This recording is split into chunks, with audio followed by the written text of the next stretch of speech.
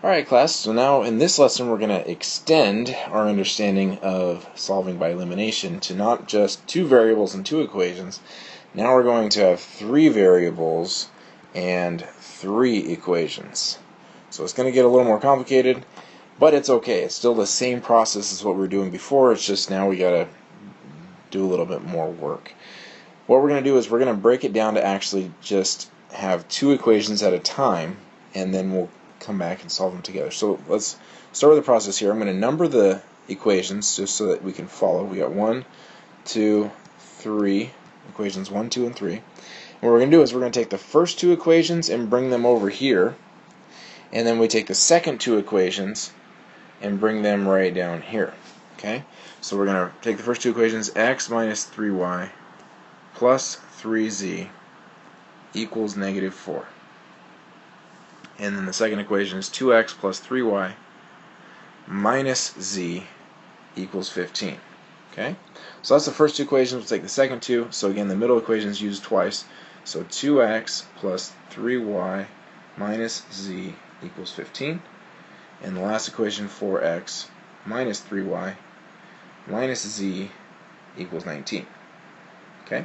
Now what you're going to do with both of these is you're going to solve them separately. So they're not together, they're two separate problems. So we'll deal with the one on the left first. We're just going to add vertically, just like we were doing before.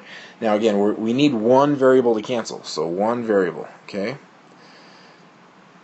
So let's see, if we add vertically, the y's will cancel. Okay, so the y's cancel, that's great. So I end up with 3 x's and 2, so positive 2z, and then I get equals 11. Alright, now when I go to the second one, that same variable needs to cancel. So I need the y's to cancel. Well, it just so happens that the y's do cancel in this second equation, and that works out just fine for me. If they didn't cancel here, I need to make it be the same. Okay, so the same variable has to cancel. Alright, so the same variable has to cancel there, and it does. And now we get to add vertically. So I go ahead and add the 2 and the 4, and I get 6x, and I take my negative z, and negative z, it gives me negative 2z. Okay, equals, and I add my 15 and my 19, and I get 34. And then what I'm going to do is, now that I've done this work so far, I'm going to go ahead and relabel these equations. So this is going to be equation number 4 now, and this is the second equation over here is going to be equation number 5. Okay? Because what you do now is you take equations 4 and 5 and you bring them together. In other words, I can just slide equation 5 down underneath 4, or I can rewrite them. It would probably be better just to write them together. So I'm going to rewrite them together. 4 on top, so it's 3x plus 2y equals 11, and then 6x minus 2, I'm sorry, I said y, I meant z, and then 6x minus 2z equals 34. And then I go ahead and eliminate again. In other words, I need one of my variables to eliminate, just like I was solving by elimination before. This is exactly the same way. I've got two variables, two equations. Well, it just so happens that my z's cancel very nicely here, and I go ahead and add my 6x and my 3x to get 9x equals 34 plus 11, 45.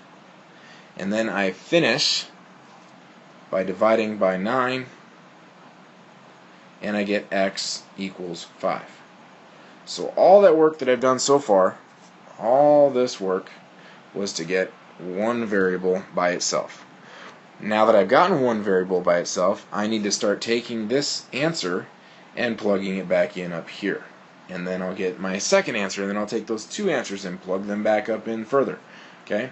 So let's go ahead and see how this works. So bottom line, the final answer I'm looking for is going to be an x, y, z solution.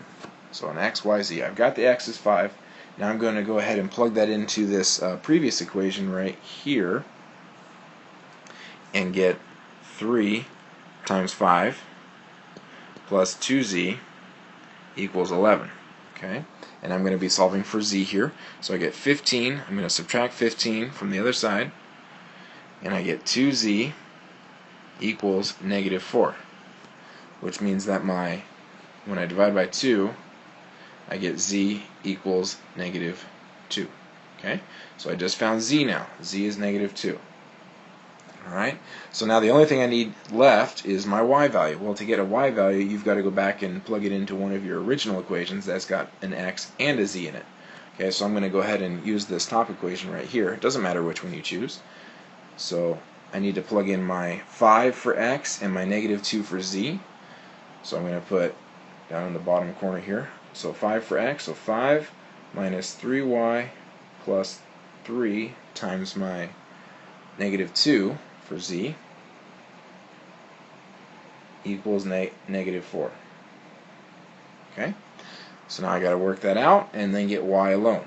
Okay, so I can make this a negative 6, combine that with my 5, so that should end up giving me negative 1, so a negative 3y minus 1 equals negative 4. And then I go ahead and add the 1 to the other side, and I get negative 3y equals negative 3, which means that y will equal positive 1. I have found all three variables. The y is 1. So 5 for x, 1 for y, and negative 2 for z. So a little bit more work for one problem, but it's the same process no matter what the variables, or no matter how the three equations we've got going on. We do the same process each time. So we're going to have one more example in the next lesson. So go ahead and look for that one. As you can see here in this problem, everything canceled out easy. This first time, variable canceled right away. Second equation, variable canceled right away. And then even down here where it came together, the variables canceled right away.